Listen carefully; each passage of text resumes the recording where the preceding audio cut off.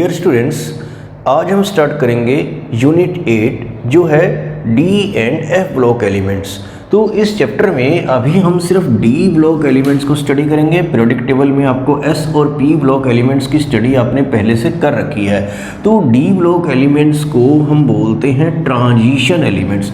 Transition का मतलब होता है बीच वाले। तो अगर आपने पीरियोडिक टेबल देखा है तो आपको पता है कि जो फर्स्ट और सेकंड ग्रुप होता है इनको हम एस ब्लॉक एलिमेंट्स बोलते हैं, और 13 से लेकर आगे 18 तक जो यहाँ पे ड्रा नहीं किया है ये क्या होता है पी ब्लॉक। तो वो एलिमेंट कोई एस ब्लॉक का है या पी ब्लॉक का है ये उसकी इलेक्ट्रॉनिक कॉन्फ़िगरेशन से इजीली पता चल जाता है कि वो लास्ट इलेक्ट्रॉन उसका कहाँ पे एंटर कर रहा है। एस पे ऑर्बिटल में एंटर कर रहा है तो वो एस ब्लॉक एलिमेंट होता है, पी में एंटर कर रहा है तो पी ब्लॉक एलिमेंट होता है। जैसे मैं यहाँ पे ये वाला एग्जांपल देता हूँ।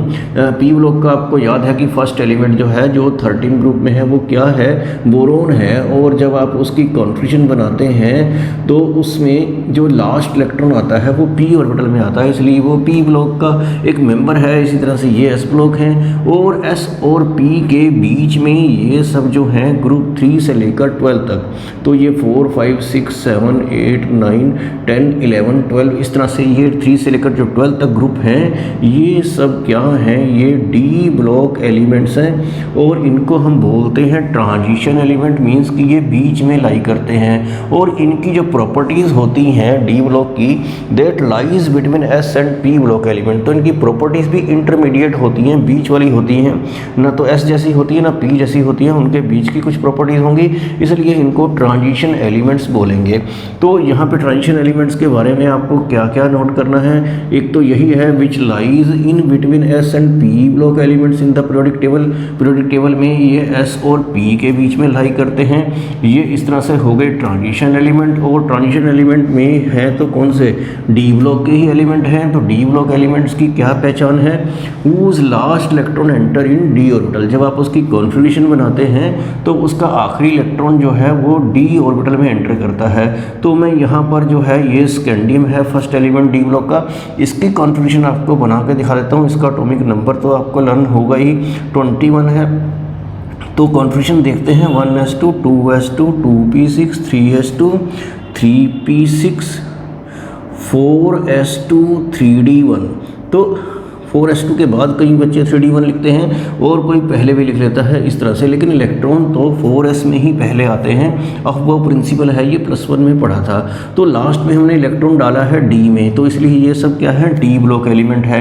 और डी में पहली बार कोई इलेक्ट्रॉन आया है, आप देख रहे हैं, क्योंकि इससे पहले तो कोई डी ऑर्बिटल था ही नहीं। 2d तो होता नहीं है, डी तो स्टार्ट ही 3 से होता है। तो 3d1 आया इसमें, तो इसमें 2 आएगा, 3, 4, 5, 6, 7, 8, इसमें 9 नहीं आएंगे। इसकी कॉन्फ़िगरेशन थोड़ी अलग है कॉपर की, वो बाद में डिस्कस करेंगे। और यहाँ पे 3d क्या हो जाएगा, 10 हो जाएगा। तो इस तरह से डी में 10 ही इलेक्ट्रॉन मैक्सिमम आ सकते हैं। तो इसलिए 1 से लेकर 10 तक ये 10 एलिमेंट डी ब्लॉक की एक सीरीज़ में होते हैं। इस तरह से 1, 2, 3, 4 सीरीज़ बनेगी, एक 3d, एक 4d, एक 5d और एक 6d। तो इस तरह से ये हैं D block elements whose last electron enter in D orbital. जब हम कॉन्फ़िगरेशन बनाते हैं तो आखिरी इलेक्ट्रॉन आता है डी ऑर्बिटल में। तो ये भी आपको समझ में आ गया होगा। और जो ट्रांजिशन एलिमेंट की जो मेन डेफिनेशन है वो आपने जरूर नोट करनी है। The transition elements are those whose atoms और ions contain partially filled d orbital. जिनके पास पार्शियली फिल्ड मतलब कम भरा हुआ डी ऑर्बिटल होता है उन्हीं को हम डी ब्लॉक एलिमेंट्स बोलते हैं। जैसे इसमें ये पी भरा हुआ है, एस भरा हुआ है, लेकिन डी जो है वो पूरा भरा हुआ डी ऑर्बिटल नहीं है। डी में तो एक इलेक्ट्रॉन है, 2, 3, 4, 5, 6, 7, 8, 9 इस तरह से आएंगे। तो वो सब पार्शियली फिल्ड डी ऑर्बिटल वाले एलिमेंट होंगे, क्योंकि इनका जो है वो या तो कम्प्लीटली फिल्ड होगा या कम्प्लीटली किसी का एम्प्टी हो सकता है। इस तरह से बाकियों का तो कोई पार्शियली फिल्ड डी ऑर्बिटल नहीं होता है एस और पी में, सिर्फ ये कहाँ मिलेगा आपको, डी ब्लॉक एलिमेंट्स में। तो ट्रांजिशन एलिमेंट की डेफिनेशन क्या हुई, द एलिमेंट्स whose एटम्स और ions contain partially filled d orbital, जिनका एक कम भरा हुआ डी ऑर्बिटल होता है। लेकिन यहाँ पे एक बात आपको नोट करनी है, डी में जैसे इसमें 1, 2, 3, 4, 5, 6, 7, 8, 9 इलेक्ट्रॉन आते जाएंगे, 9 जो है इसका मैं अलग से बता दूंगा, 9 नहीं आते हैं, इसमें भी 10 ही आते हैं, तो ये कॉन्फ़िगरेशन आपको अलग से स्टडी करनी पड़ेगी। तो जिंक में क्या होगा 3D10 हो जाएंगे, और जिंक के नीचे क्या है कैडमियम, इसका 4D10 हो जाएगा। इसके नीचे कौन सा एलिमेंट है मरकरी, इसका 3D, ये 4D और ये हो जाएगा 5D10। तो इनका तो पार्शियली फिल्ड डी ऑर्बिटल नहीं है बल्कि क्या है कंप्लीटली फिल्ड डी ऑर्बिटल है। तो ये जो डेफिनेशन है which contain partially filled d orbital, ये डेफिनेशन जो है इन एलिमेंट्स को कवर नहीं करती है। तो ये क्वेश्चन भी आता है कि why zinc and cadmium and mercury are not considered as transition elements. तो आप कहेंगे because they do not contain partially filled d orbital, they have completely filled d orbital. तो इस वजह से ये 3 एलिमेंट आपको जरूर याद रखने हैं कि इस डेफिनेशन में कवर नहीं हो रहे हैं। तो लेकिन फिर भी इनको डी ब्लॉक में ही स्टडी किया जाता है due to their similarity in properties with these element. इन एलिमेंट के साथ इनकी प्रॉपर्टीज में सिमिलैरिटी होती है, तो इनको हम करेंगे तो स्टडी डी ब्लॉक में ही। लेकिन ये डेफिनेशन जरूर याद रखेंगे which contain partially filled d orbital. तो ये बात कई बच्चों को क्लियर नहीं होगी, हुज एटम्स और आयंस। ये आयंस क्यों लिखा है, एटम ही की ही कॉन्फ़िगरेशन हम बनाते हैं। तो यहाँ पे जब आप कॉपर की कॉन्फ़िगरेशन स्टडी करने वाले हैं, कॉपर का क्या है 29 होता है। जैसे ये 4s2 पर 20 हो जाता है, तो 29 की कॉन्फ़िगरेशन क्या होगी 3D9। लेकिन आपको पता है इसकी कॉन्फ़िगरेशन ऐसी नहीं होती है, एक इलेक्ट्रॉन इधर आ जाता है, तो इसकी कॉन्फ़िगरेशन जो है वो 3D10 होती है 4s1। ये एक्सेप्शन है जो हम बाद में स्टडी करने वाले हैं। तो इसके पास भी क्या दिख रहे हैं आप, पार्शियली फिल्ड डी ऑर्बिटल नहीं है इनकी तरह। लेकिन कॉपर के पास नहीं है, लेकिन कॉपर आयन की जब बनाएंगे तो एक इलेक्ट्रॉन यहाँ से एक इलेक्ट्रॉन यहाँ से कम हो जाएगा, तो 3D9 हो जाएगी। तो इसके पास तो कम से कम पार्शियली फिल्ड डी ऑर्बिटल है ही। तो एटम के पास हो या आयन के पास हो तो वो पार्शियली फिल्ड डी ऑर्बिटल हो तो उसको हम ट्रांजिशन एलिमेंट बोलते हैं। जिंक की बात करें, जिंक में क्या होता है, जिंक की कॉन्फ़िगरेशन जब आप बनाएंगे तो वो क्या बनने वाली है 4s2 3D10। तो जिंक एटम बनाएं चाहे जिंक 2 पॉजिटिव आयन बनाएं, तो जिंक 2 पॉजिटिव आयन में ये 2 इलेक्ट्रॉन कम हो जाते हैं, तो उसकी क्या होती है 3D10। तो वो एटम आयन दोनों केसेस में उसके पास पार्शियली फिल्ड डी ऑर्बिटल नहीं है। तो यही आपको ध्यान में रखना है कि ये इस डेफिनेशन में कवर नहीं हो रहे हैं, अदरवाइज बाकी सब कवर्ड हैं। तो सबके पास क्या होता है पार्शियली फिल्ड डी ऑर्बिटल होता है, इन्हीं को हम बोलते हैं ट्रांजिशन एलिमेंट्स। और एक बात आपको और याद रखनी है कि ये सब जो एलिमेंट्स हैं डी ब्लॉक में ये सब मेटल्स हैं, तो इसलिए हम इनको ट्रांजिशन एलिमेंट्स ना कह के ट्रांजिशन मेटल कहते हैं। तो ये एक इंट्रोडक्शन है और डेफिनेशन है डी ब्लॉक एलिमेंट्स की, ये आपको नोट कर लेनी है। आगे हम स्टडी करते हैं classification of D block elements. तो डी ब्लॉक एलिमेंट्स को ऐसे हॉरिजेंटली क्लासीफाई किया जाता है सीरीज़ में। तो जैसे ये 3D सीरीज़ है तो ये 1 2 3 4 ट्रांजिशन सीरीज़ इनको हम बोलते हैं। तो ये कौन कौन सी हैं यहाँ से आप नोट कर लीजिए। तो एक तो फर्स्ट ट्रांजिशन सीरीज़ होती है, जैसे ये हमने पहले देख लिया है स्कैंडियम से लेकर जिंक तक, ये 3D सीरीज़ इसको बोलते हैं क्योंकि जब इसका लास्ट इलेक्ट्रॉन बनाते हैं इलेक्ट्रॉनिक कॉन्फ़िगरेशन तो इलेक्ट्रॉन जो है लास्ट आता है 3D में। तो ये होगी 3D transition series. 3D transition series को स्कैंडियम से लेकर जिंक तक, जिनके एटॉमिक नंबर 21 से लेकर 30 हैं, ये आपको ज़रूर लर्न करनी है। तो ये scandium, titanium, vanadium, chromium, manganese, iron, cobalt, निकल, कॉपर और जिंक इस तरह से हैं। एटॉमिक नंबर के साथ साथ आपको इनको लर्न करना है। और ये वाली जो सीरीज़ है सेकंड ट्रांजिशन सीरीज़ है, इसको 4D ट्रांजिशन सीरीज़ बोलते हैं। इसकी जब कॉन्फ़िगरेशन बनाएंगे तो लास्ट इलेक्ट्रॉन आएगा 4D में। एक आपको ये याद रखना है कि जो 3D ट्रांजिशन सीरीज़ है ये पीरियोडिक टेबल के 4th पीरियड में है, क्योंकि 4s 3D इस तरह से कॉन्फ़िगरेशन रहती है। तो ये 4s1 इसकी कॉन्फ़िगरेशन है, कैल्शियम की 4s2 है, उसके बाद 3D शुरू होता है। तो 3D सीरीज़ 4th पीरियड में आती है और 4D सीरीज़ 5th पीरियड में आती है। तो ये आपको ध्यान रखना है। उसके बाद देखते हैं third transition series. Third transition series जो है वो 5D सीरीज़ है। तो ये 5D सीरीज़ जो है ये कहाँ होगी, पीरियोडिक टेबल के 6th पीरियड में। इस तरह से हॉरिजॉन्टली ये पीरियड होते हैं। तो ये सीजियम, बेरियम, ये 2 एलिमेंट तो कहाँ है, s ब्लॉक में है। अगला एलिमेंट जो है आप पीरियोडिक टेबल अपनी बुक्स में देखेंगे तो अच्छा सा प्रिंट आपको मिलेगा। तो ये लेंथेनम है 57 एटॉमिक नंबर पर, और 57 के बाद ये सीधा 72 है, फिर 73 74 इस तरह से जाएगा, और ये मरकरी पर जाके ख़त्म हो रही है सीरीज़। तो ये यहाँ पे एटॉमिक नंबर का जो प्रॉब्लम है कि 57 के बाद वो 72 आ गया, तो बाकी एलिमेंट कहाँ चले जाते हैं वो आपको दिमाग में रखना है कि 5D से पहले जो है, अगर आप आप वो प्रिंसिपल पढ़ते हैं तो 4f एलिमेंट्स भी होते हैं। तो 4f की फिलिंग, जो 4f ऑर्बिटल की फिलिंग होती है वो यहाँ ये s के बाद ना होके एक इलेक्ट्रॉन लेंथेनम में डालकर इस पर्टिकुलर एलिमेंट में, उसके बाद यहाँ से शुरू होता है, वो यहाँ से नहीं होता, यहाँ से होता है। तो इसलिए 57 के बाद जो है 58 से लेकर 71 तक, ये 58 से 71 आप काउंट करेंगे ऐसे उंगलियों पे, तो ये 14 एलिमेंट हो जाएंगे और ये 4f में इनकी फिलिंग होगी, तो इनको 4f ब्लॉक एलिमेंट बोलते हैं। तो ये इनको, जैसे इनको ट्रांजिशन सीरीज बोलते हैं, इनको इनर ट्रांजिशन सीरीज बोलते हैं। तो f ब्लॉक के बारे में आप बाद में पढ़ेंगे। तो ये 5D सीरीज़ के बाद अगली सीरीज़ देखते हैं, ये कौन सी है, जो 4th ट्रांजिशन सीरीज़ है, इसको बोलते हैं 6D सीरीज़, और ये पीरियोडिक टेबल के 7th पीरियड में मिलेगी। तो यहाँ भी ये एटॉमिक नंबर का प्रॉब्लम है, ये एक्टिनियम है और इसका एटॉमिक नंबर 89 है। 89 के बाद ये 104 आ रहा है। तो 90 से लेकर 103 तक एलिमेंट कहाँ गए, 6D से पहले जो है वो 5F भी होना चाहिए। तो 5F की फिलिंग यहाँ से ना होके यहाँ से होती है, वो एक इसकी कॉन्फ़िगरेशन भी एक्सेप्शनल रहती है एक्टिनियम की, इसके बारे में आप बाद में स्टडी करेंगे। तो क्योंकि अभी हम F ब्लॉक को स्टडी नहीं कर रहे हैं, सिर्फ बता रहे हैं कि F ब्लॉक है कहाँ। तो यहाँ पर ये 5F में फिलिंग स्टार्ट हो जाती है और ये एटॉमिक नंबर 90 से लेकर 103 तक ये 14 एलिमेंट हो जाते हैं, क्योंकि F ऑर्बिटल में एक एक करके इलेक्ट्रॉन जब डालेंगे तो ये 14 एलिमेंट्स ही F ब्लॉक में आ सकते हैं। तो ये 14 एलिमेंट है। 103 के बाद फिर 104 यहाँ से स्टार्ट हो जाता है। तो इस तरह से D ब्लॉक को हमने क्लासीफाई किया into 4 series, 3D, 4D, 5D और 6D, और इससे पहले जो 4F और 5F आते हैं उनको अलग से दिखाया गया है इसमें नीचे। और ये भी आपको बता देता हूँ, क्योंकि ये लेंथेनम एलिमेंट के बाद आते हैं 4F वाले, इसलिए इनको लेंथेनाइड्स बोलते हैं, वो भी आपको आगे स्टडी करना है। और ये जो 5F वाले हैं ये एक्टिनियम एलिमेंट है AC, इसके बाद आते हैं तो इनको एक्टिनाइड्स बोलते हैं। तो ये आपने सुना ही होगा कि 4F वाले लेंथेनाइड और 5F वाले होते हैं एक्टिनाइड। तो अभी F ब्लॉक को अभी स्टडी नहीं करेंगे। तो ये जो सीरीज़ हैं ये आपको दिमाग में रखनी है, और सारी सीरीज़ आपको लर्न करने की ज़रूरत नहीं है, लेकिन 3D ट्रांजिशन सीरीज़ जो है वो आपको अच्छे से लर्न करनी है। आगे हमें स्टडी करना है कि what is the difference in electronic configuration of representative element and transition element. इसका मतलब ये है कि जो रिप्रेजेंटेटिव एलिमेंट होते हैं, रिप्रेजेंटेटिव एलिमेंट यही है जो S ब्लॉक और P ब्लॉक हैं, कि उनकी इलेक्ट्रॉनिक कॉन्फ़िगरेशन में और जो ट्रांजिशन एलिमेंट है उनकी इलेक्ट्रॉनिक कॉन्फ़िगरेशन में बेसिकली क्या डिफरेंस है, ये आपको समझना है। तो S ब्लॉक या P ब्लॉक के किसी एलिमेंट की कॉन्फ़िगरेशन देख लेते हैं। सपोज मैं S ब्लॉक में से कोई एलिमेंट ले लेता हूँ, मैग्नीशियम सपोज करो ले लेते हैं, 1s2 2s2 2p6 3s2, इस तरह से इसकी कॉन्फ़िगरेशन होगी। या हम कोई P ब्लॉक का कोई एग्जांपल ले लेते हैं। P ब्लॉक में हम सपोज 15 ले लेते हैं। 15 क्या होता है, फास्फोरस। तो कॉन्फ़िगरेशन बना के देखते हैं, 1s2 2s2 2p6 3s2 3p3।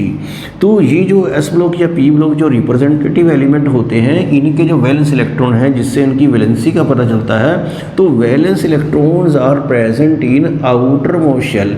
तो वो जो वैलेंस इलेक्ट्रॉन होते हैं, वैलेंसी बताने वाले, वो आउटर मोस्ट शेल में ही होते हैं। आउटर मोस्ट शेल वाले इलेक्ट्रॉन्स को ही हम क्या बोलते हैं, वैलेंस इलेक्ट्रॉन। तो इसके वैलेंस इलेक्ट्रॉन जो, ये तो फर्स्ट शेल है, ये सेकंड शेल है और ये थर्ड शेल है, और थर्ड शेल में 2 इलेक्ट्रॉन है। तो मैग्नीशियम जो है उसकी 2 वैलेंसी होती है, Mg2 पॉजिटिव होता है, उसकी ऑक्सीडेशन स्टेट आपने देखी होगी।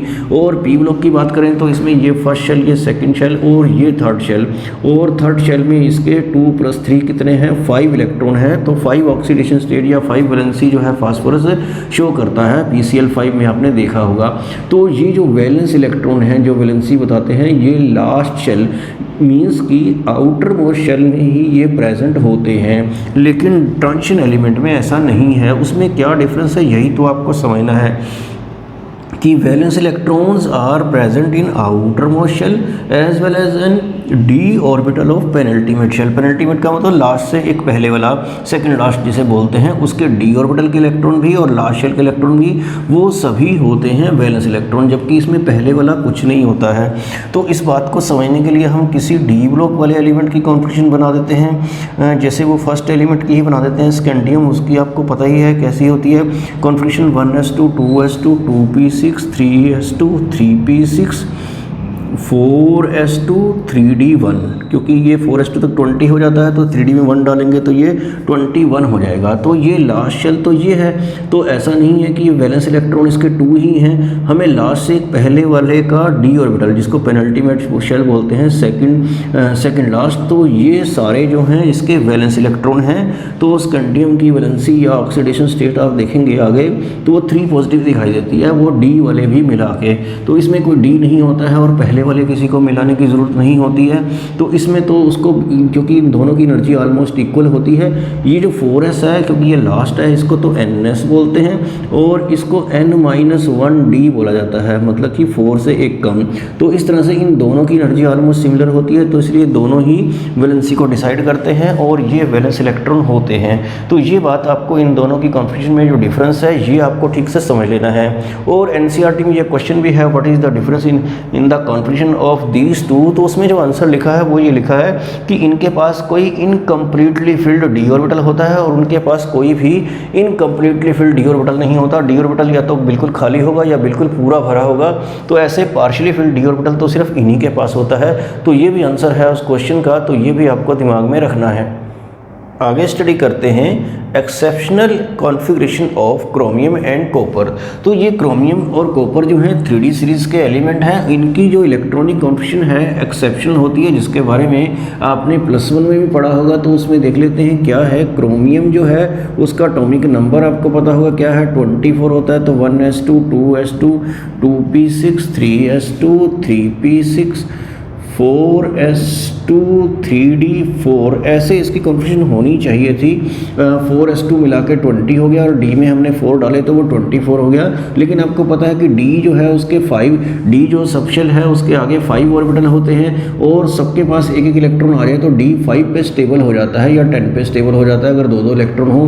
तो आपको पता है कि ये इलेक्ट्रॉन इधर शिफ्ट हो जाता है और इसकी कॉन्फ़िगरेशन ऐसे हो जाती है 4s1 3d5। तो इस टाइप से इसकी इलेक्ट्रॉनिक कॉन्फ़िगरेशन रहती है। और यहाँ तक एक स्टेबल नोबल गैस की कॉन्फ़िगरेशन है। तो ये यहाँ तक देख लीजिए आप कितने इलेक्ट्रॉन हो गए, 2 + 2 + 6 + 2 + 6, ये 18 हो जाते हैं। तो 18 एक नोबल गैस होती है, कौन सी होती है, आर्गन। तो इस कॉन्फ़िगरेशन को ऐसे 4s1 3d5 शॉर्ट में लिख देते हैं। तो कई बुक्स में 4s1 पहले लिख देते हैं और 3d5 बाद में, क्योंकि इलेक्ट्रॉन 3d में बाद में डाले थे।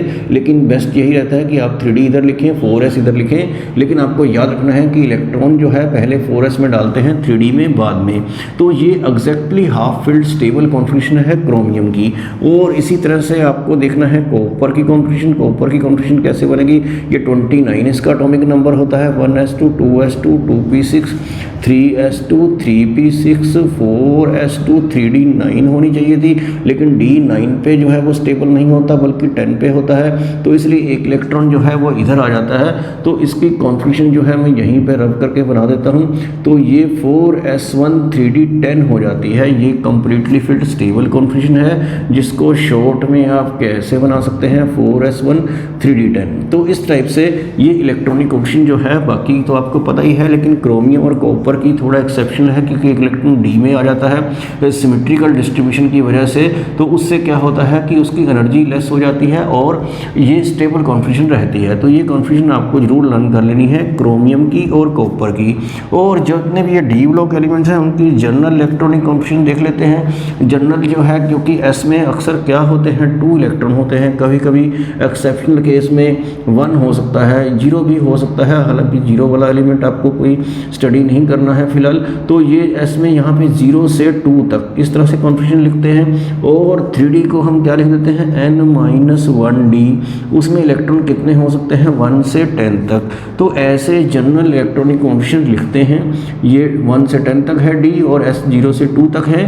तो इस तरफ से ये general electronic configuration D block elements की ऐसे रिप्रेजेंट की जाती है। और ये कॉपर और क्रोमियम की भी आपको स्टडी कर लेनी है। नेक्स्ट टॉपिक है general characteristics of transition elements. तो ट्रांजिशन एलिमेंट्स की कुछ प्रॉपर्टीज़ हमें डिस्कस करनी है। ये 12 प्रॉपर्टीज़ हैं, जिसमें से फर्स्ट हम स्टार्ट करते हैं अभी, वो है मेटेलिक करैक्टर। मेटेलिक करैक्टर या इलेक्ट्रोपॉजिटिव करैक्टर आप कह सकते हैं कि एक ही बात है। ये इलेक्ट्रॉन लूज करने की टेंडेंसी होती है। अब क्योंकि ट्रांजिशन एलिमेंट्स के जो साइज़ हैं वो बहुत ज़्यादा छोटे नहीं हैं, ग्रेटर साइज़ है ऑलमोस्ट, तो इनका आयनेशन एनर्जी जो है वो लो होती है। तो लो आयनेशन एनर्जी की वजह से इनका इलेक्ट्रॉन जो है वो इजीली लूज कर सकते हैं और इलेक्ट्रोपॉजिटिव करैक्टर जो है वो शो कर सकते हैं। और इलेक्ट्रोपॉजिटिव करैक्टर जिनका ज़्यादा होता है उनका मेटेलिक करैक्टर तो ज़्यादा होता ही है। तो यहाँ पे आपको नोट कर लेना है कि all transition elements are metallic. तो ये सब मेटेलिक नेचर के होते हैं। और इनका मेटेलिक करैक्टर या इलेक्ट्रोपॉजिटिव करैक्टर की बात करें अगर लेफ्ट टू राइट, ये इलेक्ट्रॉन लूज करने की टेंडेंसी होती है। अगर कोई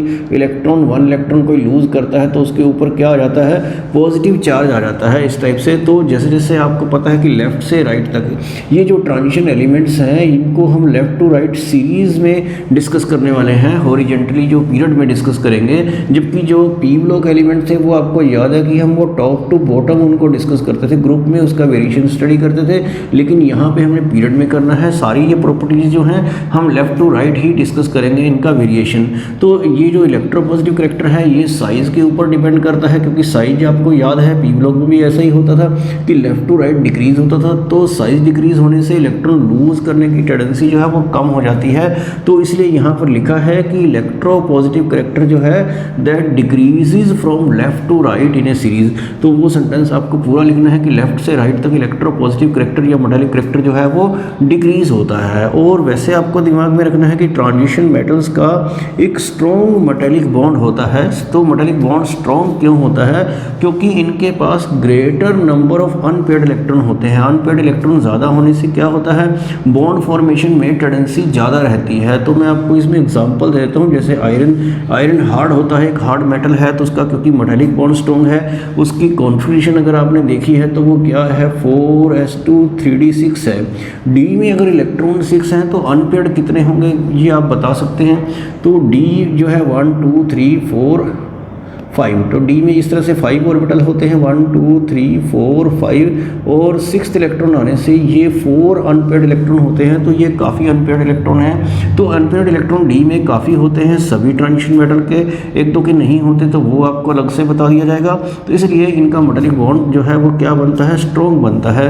तो इस तरह से ये जो मेटल होता है उसके लास्ट शेल में ये काफ़ी इलेक्ट्रॉन होते हैं। तो इलेक्ट्रॉन ज़्यादा होने से इलेक्ट्रॉन क्लाउड ज़्यादा होगी तो वो किसी दूसरे मेटल के एटम के न्यूक्लियस की तरफ अट्रैक्ट होगी, इसकी इलेक्ट्रॉन क्लाउड दूसरे के न्यूक्लियस की तरफ अट्रैक्ट होगी। तो इस तरह से इनके बीच में जो है मेटेलिक बॉन्ड जो है इस तरह से जो बनेगा वो काफ़ी क्या बन जाता है, स्ट्रॉन्ग बन जाता है। इसलिए ट्रांजिशन मेटल जो होते हैं वो क्या होते हैं, हार्ड होते हैं। तो ये आपको ध्यान रखना है।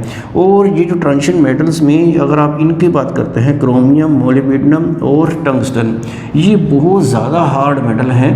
तो इसमें टंगस्टन की बात करें तो ये तो बहुत ही ज़्यादा हार्ड है। तो ये due to maximum number of unpaired electron होते हैं, इनके पास इनपेयर्ड इलेक्ट्रॉन ज़्यादा होते हैं।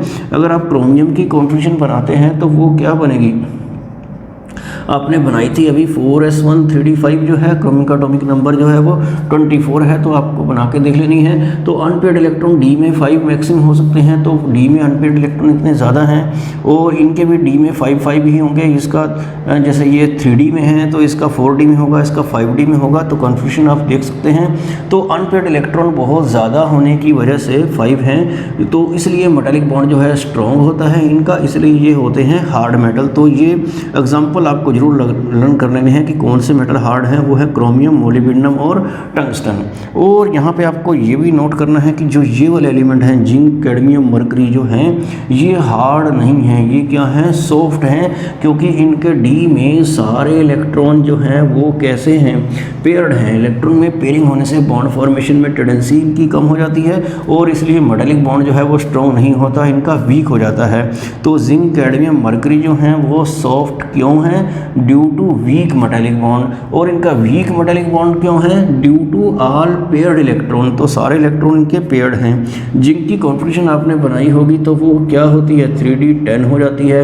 और कैडमियम की बनाए तो अगर पूरी बनाएंगे तो डी में 4s में तो होंगे 2 इलेक्ट्रॉन यहाँ पर, और 3d10, और इसकी 4d10 हो जाएगी, और मरकरी की क्या हो जाएगी? 5d10 हो जाएगी। इस तरह से ये पीरियोडिक टेबल में 12th ग्रुप में है, ये एक दूसरे के नीचे है। जिंक है, फिर कैडमियम है, और मरकरी है, 12th ग्रुप में है, डी ब्लॉक का जो लास्ट ग्रुप है। तो इस तरह से डी में पेयर्ड इलेक्ट्रॉन होने की वजह से क्या होता है? मेटालिक बॉन्ड वीक हो जाता है, और इसलिए ये मेटल होते हैं सॉफ्ट। और इन जनरल जो है ट्रांजिशन मेटल जो है they have good metallic character. तो ये मेटालिक कैरेक्टर के बारे में आपको स्टडी करना है। इसी प्रॉपर्टी में आगे आपको एक टर्म और जो है अंडरस्टैंड करनी है, वो है enthalpy of atomization. Enthalpy of atomization क्या होती है? Heat required to break the metal into metal atom. Metal के लैटिस मींस जो अरेंजमेंट ऑफ एटम है, तो उनको इतनी हीट दें कि मेटल के एटम अलग अलग हो जाएं, तो उसको हीट ऑफ एटॉमाइजेशन या एंथैल्पी ऑफ एटॉमाइजेशन बोलते हैं। तो ये जो ट्रांजिशन एलिमेंट्स होते हैं they have very high enthalpy of atomization, means कि मेटल के एटम को अलग अलग करने में बहुत ज़्यादा हीट की जरूरत पड़ती है। तो इसका रीज़न आप क्या लिखेंगे? It is due to strong metallic bond. तो ये स्ट्रॉन्ग मेटालिक बॉन्ड इनका होता है, और उसके बारे में मैंने आपको बता ही दिया है कि large number of unpaired electron की वजह से मेटालिक बॉन्ड स्ट्रॉन्ग होता है। Therefore they have very high enthalpy of atomization. और अगर ये क्वेश्चन आता है कि zinc, cadmium, mercury why they have low enthalpy of atomization, तो आप कह सकते हैं कि because due to their weak metallic bond. और उनका मेटालिक बॉन्ड वीक क्यों है? ये भी आपको पता है कि उनमें सारे इलेक्ट्रॉन जो हैं वो क्या हैं? पेयर्ड हैं। सेकंड प्रॉपर्टी है मेल्टिंग पॉइंट। तो ये एक बहुत ही इंपॉर्टेंट प्रॉपर्टी है, आपको इसको बड़े ध्यान से समझना है। और जो पहले प्रॉपर्टी बताई है मेटालिक कैरेक्टर वाली, उसी से रिलेटेड है। तो मेल्टिंग पॉइंट जो है ट्रांजिशन एलिमेंट्स का, आप क्या लिखेंगे? दे have very high melting point. तो हाई मेल्टिंग पॉइंट क्यों है ट्रांजिशन एलिमेंट्स का? तो उसका रीज़न आप वही लिख देंगे जो पहले बताया था, because of strong metallic bond. तो उनका मेटालिक बॉन्ड स्ट्रॉन्ग है, तो मेटल्स को मेल्ट करने में बहुत ज़्यादा हीट की पड़ती है, तो इसलिए मेल्टिंग पॉइंट जो है वो हाई होता है। और मेल्टिंग पॉइंट का अगर आप वेरिएशन की बात करते हैं, तो मेल्टिंग पॉइंट जो है लेफ्ट टू राइट जो है वो क्या होता है? पहले तो इंक्रीज होता है, क्योंकि डी में इलेक्ट्रॉन्स जो हैं वो इंक्रीज होते हैं। डी में अगर 1 इलेक्ट्रॉन 2, 3, 4, 5 इस तरह से जब धीरे धीरे जो है इंक्रीज होते जाएंगे अनपेयर्ड इलेक्ट्रॉन, तो क्या होगा? मेल्टिंग पॉइंट इंक्रीज होता जाएगा। लेकिन आपको पता है कि डी में जब 5 के बाद क्या होता है? इलेक्ट्रॉन की फिर पेयरिंग स्टार्ट हो जाती है। तो 6, 7, 8, 9, 10 इस तरह से इलेक्ट्रॉन होते हैं। तो पेयरिंग होने से क्या होता है कि बॉन्ड फॉर्मेशन में टेंडेंसी कम हो जाती है। तो मेल्टिंग पॉइंट पहले इंक्रीज होता है 5 तक, जब तक डी में 5 इलेक्ट्रॉन नहीं आते, और बाद में क्या होना शुरू हो जाता है? डिक्रीज होना शुरू हो जाता है। तो मिडल में वो मैक्सिमम रहता है और बाद में कम होता है due to the pairing in d electrons. D के ऑर्बिटल में इलेक्ट्रॉन्स की पेयरिंग होने से ऐसा होता है। तो अगर आप यहाँ ग्राफ में देख रहे हैं, ट्रांजिशन मेटल है ये लेफ्ट से राइट तक, और मेल्टिंग पॉइंट इधर ऊपर प्लॉट किए हैं। तो ये 3D सीरीज़ की बात करें तो 3D सीरीज़ में जो भी एलिमेंट है यहाँ पे स्कैंडियम, टाइटेनियम वगैरह, तो वो क्रोमियम ऐसे बढ़ता है। यहाँ पर ये आपको एक डिप नज़र आ रहा है, तो ये भी यहाँ इतना मैक्सिमम होना चाहिए था और फिर बाद में डिक्रीज होना चाहिए था। और जिंक का तो लोवेस्ट यहाँ पे दिखा रखा है, वो तो आपको पता है कि उसमें क्या है कि इलेक्ट्रॉन सारे पेयर्ड हैं, तो इसलिए मेटालिक बॉन्ड वीक होने की वजह से मेल्टिंग पॉइंट उसका क्या हो जाएगा? लोवेस्ट हो जाएगा। लेकिन जो मैंगनीज का है ये थोड़ा सा ज़्यादा यहाँ पे दिखाया गया, थोड़ा सा कम होता है मेल्टिंग पॉइंट। हालांकि इसमें डी में अनपेयर्ड इलेक्ट्रॉन तो काफ़ी होते हैं, 5 होते हैं, तो इसका तो यहाँ पे हाई होना चाहिए। तो वो उसका रीज़न क्या देंगे आप मैंगनीज का, कि वो एक्चुअली क्या होता है कि 4s2 3d5, तो ये क्या हो जाती है? Exactly half field. तो एग्जैक्टली हाफ फील्ड कॉन्फ़िगरेशन भी क्या होती है? स्टेबल कॉन्फ़िगरेशन होती है। जैसे डी में जब 10 होते हैं तो भी स्टेबल होती है, तो वहाँ भी मेटालिक बॉन्ड वीक होता है, यहाँ भी मेटालिक बॉन्ड वीक होता है। हालांकि उतना वीक तो नहीं होता, लेकिन फिर भी काफ़ी वीक हो जाता है, जिसकी वजह से मेटालिक बॉन्ड वीक होने की वजह से मेल्टिंग पॉइंट जो है इसका एक्सेप्शनली लो होता है। तो 3D सीरीज़ में मैंगनीज का और 4D सीरीज़ में टेक्नीटियम का आपको याद रखना है कि मेल्टिंग पॉइंट लो होता है डी में अनपेयर्ड इलेक्ट्रॉन ज़्यादा होने के बावजूद भी। इसमें 3d5 है, इसमें 4d5 है, तो वो आप उसका रीज़न क्या देंगे? Exactly half field stable configuration की वजह से बॉन्ड फॉर्मेशन में टेंडेंसी जो है है वो कम हो जाती है। इस तरह से इसमें तो ये यहाँ पे साइड में ही आ रहा है। तो यहाँ पर आपको एक और बात भी नोटिस करनी है, ये वेरिएशन तो आपने लर्न कर लिया कि लेफ्ट टू राइट इंक्रीज होगा और बाद में डिक्रीज होगा, और ये दो हैं एक्सेप्शनल केसेस।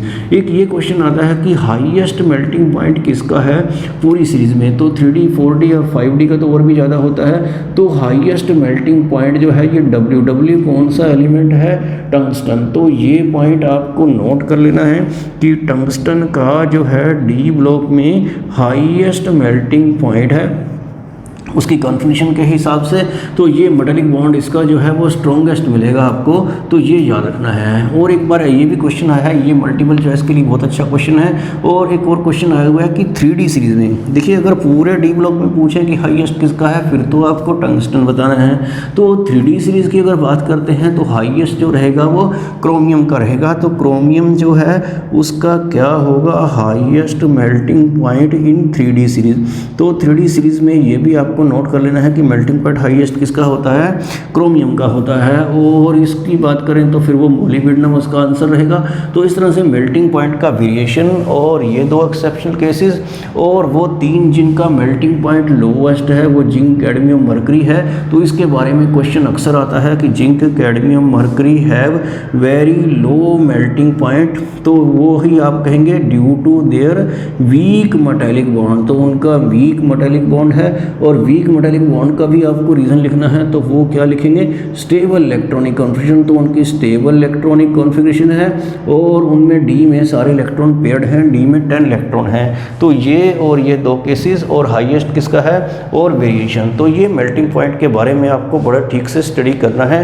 तो ये दो प्रॉपर्टी, मेटालिक कैरेक्टर और मेल्टिंग पॉइंट हमने डिस्कस कर ली हैं, और बाकी की प्रॉपर्टीज़ करेंगे हम अगले लेक्चर में।